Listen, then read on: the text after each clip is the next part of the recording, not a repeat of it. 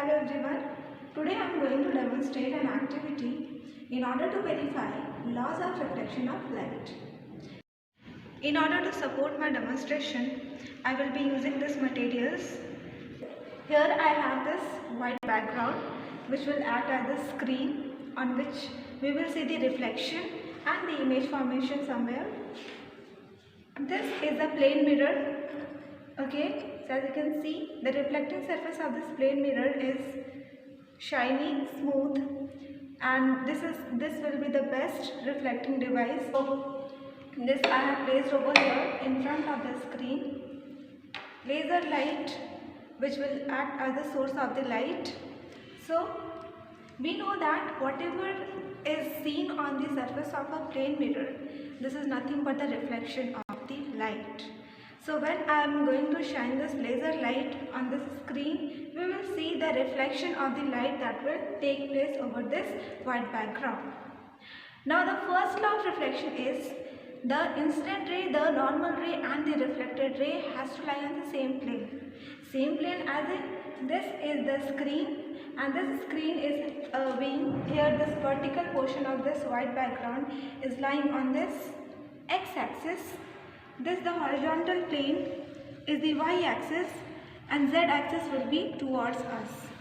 Okay, so all these three components, incident ray, the normal ray and the reflected ray, will lie in the x, y plane, okay, of this screen. Okay, so it is already justified here. Just we need to check out with the help of this demonstration. So I am shining this laser beam of light over here and it is striking the surface of this plane mirror at this particular point. So this will be termed as the point of incidence. We can clearly see a crease line over this white screen. This will be our normal because it is the perpendicular, it is making 90-degree angle with the surface of this plane mirror. The light is falling on the surface of this plane mirror. This is our incident ray and the light is getting reflected to the other half of the direction, which will be considered as the reflected ray.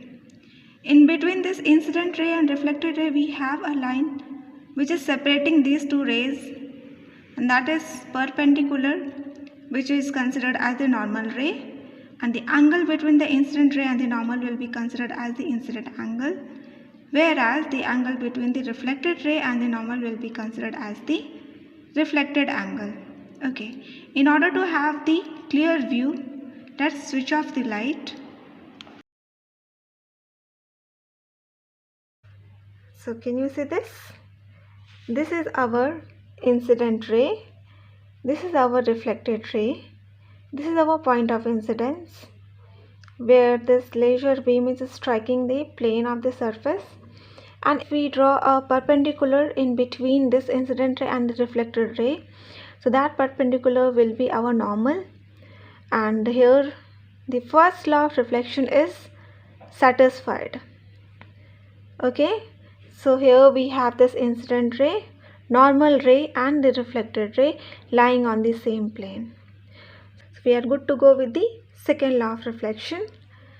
Again I am shining this laser beam of light here, and if we measure the angle, that at what angle this incident ray is making how much angle with this crease line, which is our normal.